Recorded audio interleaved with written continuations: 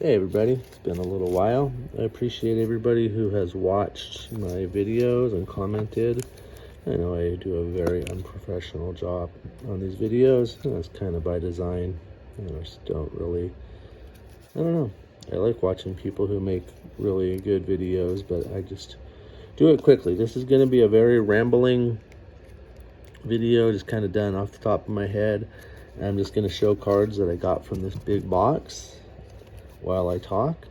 I'm going to probably have a clickbaity sort of title on this one, which is unusual. It's going to be something like, am I wasting my money? So I'll probably ramble a lot, like I said. I know the thing is collect what you like. And I do collect what I like. I don't worry about what other people collect, but I have a little bit of reservations about when I spend my money the way I did today. So just kind of spouting off about that. Basically, I'm just gonna, like I said, just show cards from this box, and then I'll explain more as we go along. So there's this store that I've mentioned on my videos before that has these boxes of cards, and sometimes it's like a bunch of 1987 Topps commons, 5,000 of them for $10, and I don't need any more Topps commons of 1987, or it'd be a mix of different sets with star players in there, but a lot of commons also. So I kind of pick and choose through the boxes which ones okay, this has enough star players that it makes it worth it. And they're all, well, I won't say all, but for the most part, they're worthless, 25-cent cards. But if there's lots and lots of star cards that I don't have, basically I collected up through 1991 and then took over 30 years off. So there's so many years that I don't have that many cards for cards from those years. So I'll buy them, I'll sort through them, take the star cards out and put them with my collections of those star players. So every once in a while I vow not to do it anymore. Like, this is a waste of a few bucks. I could save that money if I don't do this. If I spend $20, let's say I spend $40 a month on things like this, and I didn't do that for a year, I'd have close to $500, and I could buy a really amazing vintage card, like a low grade 53 Satchel Paige, which is one of the cards I'd like to get soon.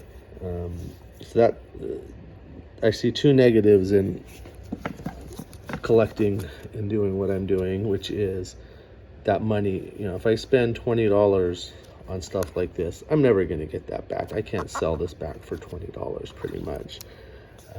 But you buy us, and I don't really care about the money or what things are worth, but if my family ever needs to get rid of stuff or whatever, you buy a 53 Satchel Paige, it's going to be much easier to move and get it what you paid for it.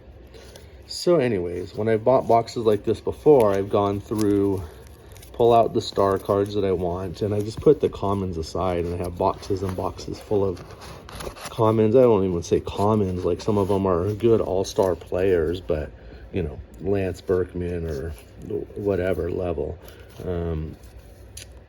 And I've never tried to do anything with them. They're just accumulating here. So I asked the owner last time, hey, if I buy these boxes from you and I pull out the cards I want, I'm going to leave you mostly less desirable cards that I just offered.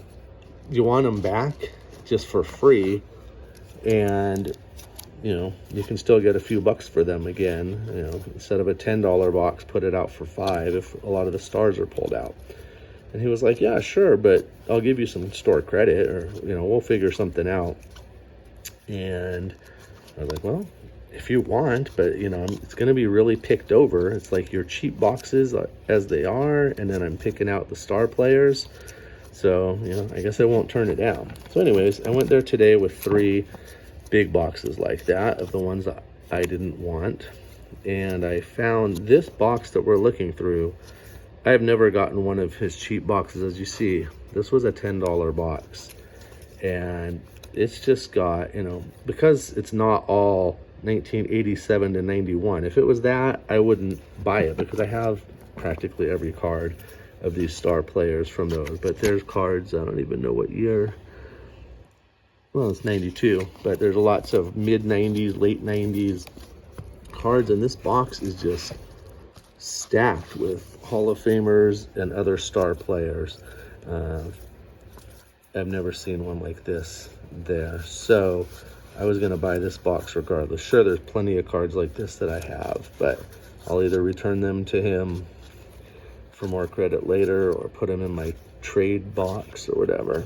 So I found this box, and I have off to the side over there that you can't see, I have another huge box, and then a smaller, like, I don't know, 2-row box or whatever you would call it, and a binder that totaled $40. I don't even remember what's in these. One of the boxes, the big box that's over to the side, I don't know, I'll open it maybe, is a lot of more modern and like chrome cards. There were lots of star players in there. And then the binder, sometimes I just buy them. It was $5. I don't really like the style of this binder, but the pages are usually in good shape, and it's worth it just for like the binder and the pages sometimes, with some bonus cards thrown in. So I guess my question is, am I better off not spending? So let me finish the story. I brought him the 3 boxes. He's like, yeah, bring them in, I'll see what we can do. And then I brought what I wanted to buy today up to him, and he's like, okay, these 3 boxes you're buying today and this binder is $40. How about you just give me 20? And I had to ask him several times, are you sure? You sure you want to only take 20 for this $40 worth of stuff? Because I pulled out most of the star players from the boxes I'm giving you. He was like, yeah, that's good. I said, okay, let's do it. So I got this box and the other ones that you can't see off to the side for basically $20 because of the credit he gave me. He didn't even look. I told him it was stuff that I had already bought at his store, and I'm just returning the ones that I didn't want for my collection. And he didn't even look. I figured he would look through them, be like, yeah, there's not too many big names in here. I did put some big names back in, since I knew it was bringing it back to him. If there were cards I already had, which I'm going to do again, I'll return him some big names.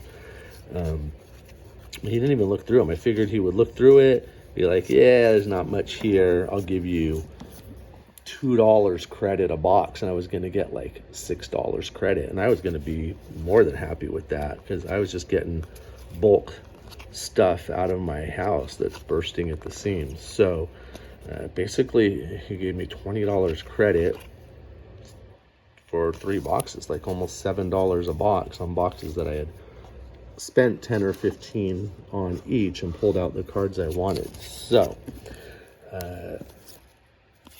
my reservations about it are not, oh, am I collecting the right thing? Because I'm collecting what I like, but I also like Satchel Paige cards and Jackie Robinson cards and Mickey Mantle cards from the 50s and 60s and things like that. So I guess I debate whether I should just delay gratification and save up to buy cards like that instead, which I do occasionally anyways. And then also, because I like things to be uniform, and it's weird to flip through cards, some in penny sleeves and some in top loaders, I generally put every single card into a penny sleeve and a top loader, which is expensive as far as top loaders go. And it takes up a lot of space, because I put them in boxes like this, and those boxes hold a lot less cards when they're in top loaders. So it's kind of like a space issue too. So the positives are, when I get stuff like this, I don't know, I find it very relaxing and soothing and fun to sort through cards. So I just see this and I'm like, wow, I'm gonna get to sort these by sport and then into, you know, I have different projects like Dodger binders. So if there's Dodger players, and I sort them. Dodgers I separate. I have a couple friends who are casual collectors. They're not really big collectors, but one likes the Angels and one likes the A's. So I put stuff aside for them that I just give away to them. There's a lot of enjoyment out of this. So I think the money part, if I spend $20 every once in a while on stuff like this, I don't think that's bothering me. I know this would bother a lot of people to just have a lot of quote unquote junk cards. There's some great football cards. See, my football cards are also in boxes like this in top loaders. And I think to save space and to save money on top loaders, I am going to take the majority of my football and basketball cards that are just like quarter cards out of, did I already go through these? I might have gone through those football. Take them out of the top loaders and just keep them in penny sleeves in the boxes that they're in, because that might save me quite a bit of space. This one row of this 4-row box has some, there's a likely Hall of Famer Billy Wagner, but it's got some little less star cards, I guess. There's still some good players right here. There you go, like Orlando Cabrera, Kevin Millar. It's a weird mix in this row, but it's still got a lot of great ones. So anyways, the space issue, just adding more of these giant 5-row boxes to my small area that I have for cards is kind of getting a little absurd. So this video is getting long.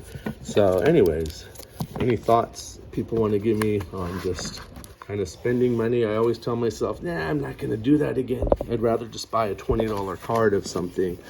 But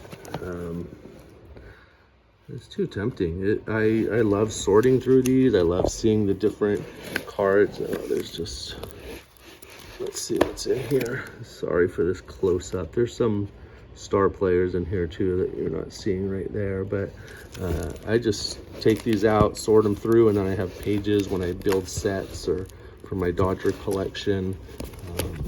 And then that big box over to the side here, just to show some other stuff. This is like a 4-row box. And we got, whoops, some 2024 tops. Dropped some over here. I'm pretty sure this was the box that had a lot of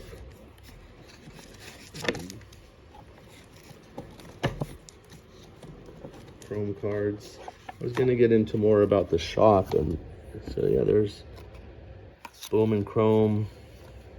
This was a $15 box for 4 rows of a lot of stuff, a lot of duplicates. But I think that my surprise over the owner giving me that much credit on boxes he didn't even look at, I'm guessing it has to do with that these bulk boxes are a very small part of his business, and it doesn't make that much of a difference really. Like, he got $20 today, even if he took some cards from me that were maybe not the greatest, and maybe he'll have a hard time moving them. But I think that's between when I'm in there and I hear people buying boxes of new cards pretty often, and then he's got a really big area. The store is like moderate size, but there's this huge area off to the side. It's in the same building that's right next to the store inside, that he has card shows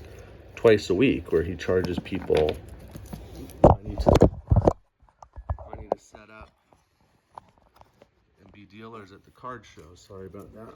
And I'm guessing that covers a lot of the expenses. You know, you got 40 dealers in there paying you money to set up a table, and you do that twice a week.